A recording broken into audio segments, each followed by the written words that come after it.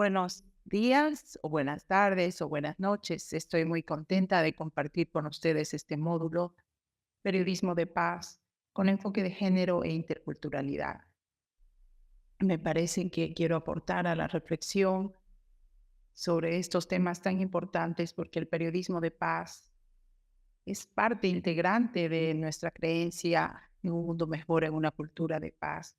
Y tanto en el tema género como en el tema interculturalidad existen violencias estructurales. Eso es lo que vamos a hacer en este módulo, revisar las violencias estructurales que consciente o inconscientemente reproducimos en los discursos públicos.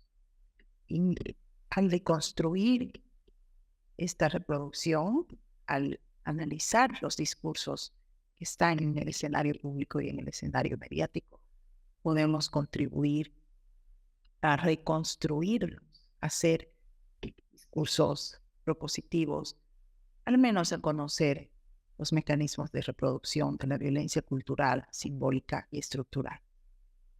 Voy a compartir entonces una presentación que inicia con una introducción y luego entramos de lleno a lo que es el periodismo de género, periodismo de paz con enfoque en género. Y en el otro video vamos a abordar plenamente lo que es el periodismo de paz desde la mirada de la interculturalidad. Hacemos una introducción en donde decimos que la democracia y el periodismo están intrínsecamente ligados. Eso ustedes ya lo saben, ya lo sabemos. Este es un repaso. El profesor Giro ya les ha dado todos los insumos que ustedes necesitan para entender el periodismo de paz. Solamente recordar que la democracia significa una expresión pública del ejercicio del poder. Si hay una opacidad, si no transparentamos el poder público, si no transparentamos lo que hacemos con los recursos públicos, si la gestión pública no es transparente, entonces no puede haber una democracia plena. La participación ciudadana en el espacio público está mediada por los medios y los periodistas, que son escenario, actores y también fuentes de lo. Eso significa que necesitamos aportar a una cultura de transparencia en la gestión pública desde el periodismo. También sabemos que la información es un bien público que pertenece a toda la colectividad. No es privada la información sobre la gestión pública, la información periodística no es privada, no le pertenece al medio, le pertenece a la ciudadanía. Se trabaja por una información pública que sea estructurante de la democracia. También sabemos que la democracia es una forma de gobierno que requiere la presencia y participación de mayorías y minorías. ¿Por qué? Porque la democracia se basa en su esencia en que hay un debate público de los temas que nos interesan. Se basa en la convivencia entre una mayoría que busca lograr un mayor consenso, ser gobierno y mantener este consenso. Se basa en que las minorías pueden participar en el debate público y también convencer en su momento de lo que necesiten convencer. Entonces, la deliberación de los temas de interés colectivo requiere medios plurales, requiere que estén presentes en el espacio público las diferentes ideas y propuestas. Eso es democracia, eso es debate público, eso es deliberación. Y ahí vamos con el periodismo de paz. ¿Por qué? Porque nos identificamos con una comunicación democrática, con un proceso de interacción entre personas, grupos, sectores, regiones, instituciones, gobiernos nacionales, subnacionales, todo, que hagan posible el diálogo y la deliberación sobre qué, sobre temas de interés común. Esa es la comunicación democrática. Eso es importantísimo para quienes creemos en una cultura de paz. La comunicación es estructurante de la cultura de paz. ¿Por qué? Porque promovemos un diálogo, el diálogo es comunicación, y desde el ámbito de la participación política promovemos el acceso ciudadano a la información y al conocimiento. los medios ejercen su labor hacia una convivencia pacífica, democrática e intercultural, en el ideal, en el ideario de la cultura de paz y del periodismo de paz. Este concepto pertenece al maestro Eric. ¿Qué hacemos entonces en un ámbito de conflictividad social? Los discursos políticos polarizados, cuando hay una mirada que excluye al otro, impiden un debate democrático. Y también sabemos que los conflictos sociales no se conocen en su integralidad, solo se conocen las medidas de presión. Los bloqueos, los paros, las movilizaciones, pero no abordamos los conflictos en su integralidad. Y los conflictos se comunican desde los estereotipos regionales de género y etnia. Esto lo vamos a ver más adelante. Uno de los resultados de las múltiples investigaciones que hicimos en el Observatorio Nacional de Medios en su momento y desde la ABOIC en otros momentos, que es la Asociación Boliviana de Investigadores de la Comunicación, nos refieren que existe poca diferencia entre la agenda de actores políticos y los medios de llegar a más. Existe poca diferencia, es decir, podríamos decir que hay una mirada muy cercana entre lo que miran los políticos y lo que miran los medios, y una mirada más lejana en lo que miran o necesitan mirar o demandan mirar los ciudadanos como agenda ciudadana.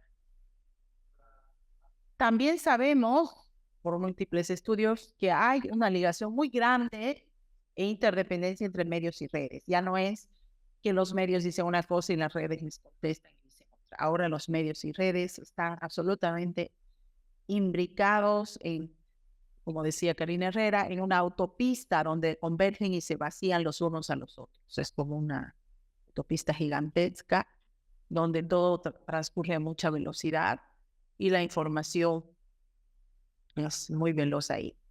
¿Cuál es el problema con esto? En algunos conversatorios con personalidades y colegas decíamos, hay un problema.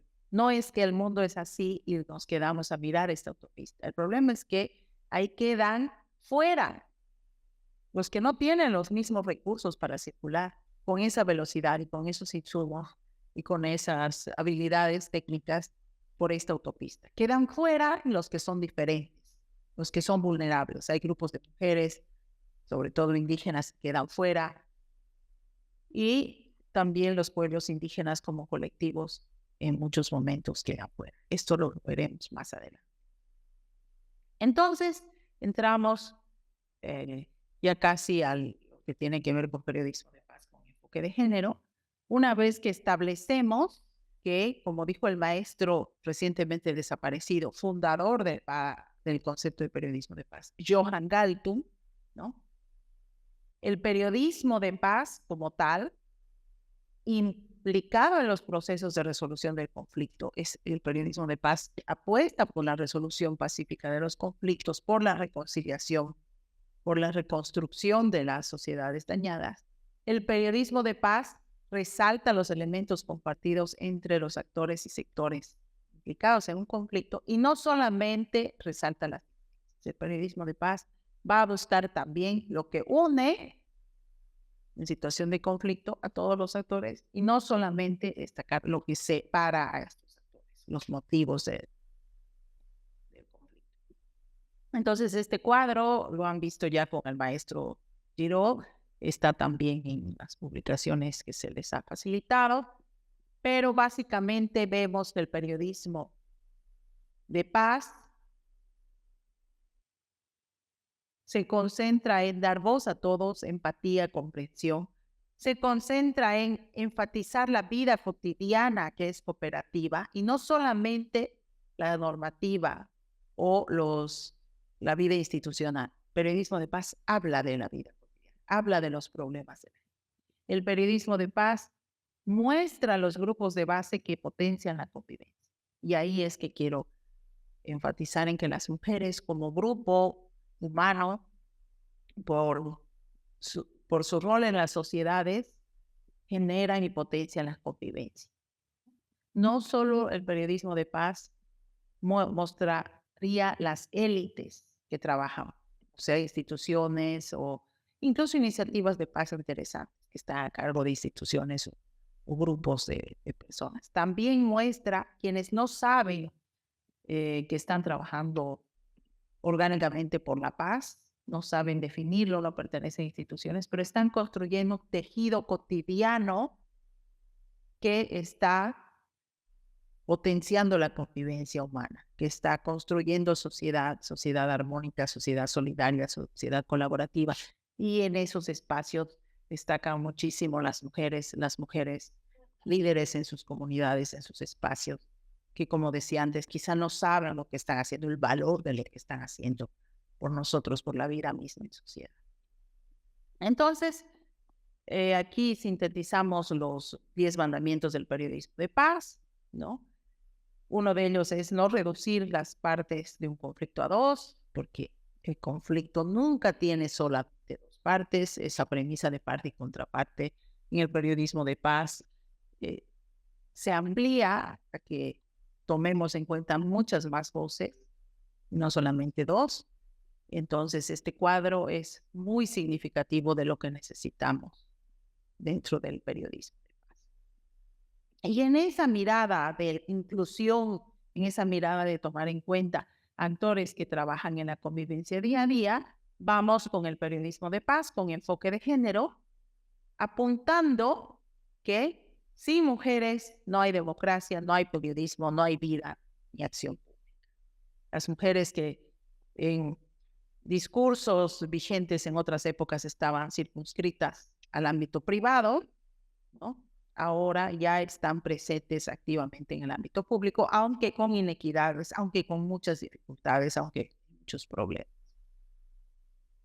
Entonces, como habíamos dicho, el periodismo de paz promueve la humanización y la inclusión de todas las partes de un conflicto, habla de todos los actores, no solo de los visibles, y por lo tanto también habla de las mujeres que tienen diferentes roles en los conflictos, incidencias múltiples, que están presentes como lideresas, pero también como mujeres de base, que participan en las marchas, pero también en la logística, en la alimentación, en el cuidado. Y por eso muchas veces sus voces no están tomadas en cuenta, porque están en la primera línea de acción, pero no están en la primera línea discursiva, por múltiples razones. A veces sí, a veces no, pero están.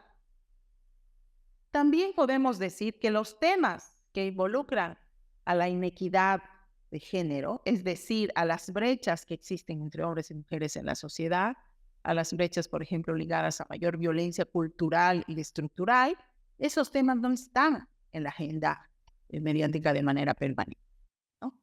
Esos temas no están en la agenda mediática y podrían tener mayor protagonismo. ¿Por qué? Porque forman parte de la violencia estructural y cultural que vivimos diariamente en Bolivia, las niñas, niños.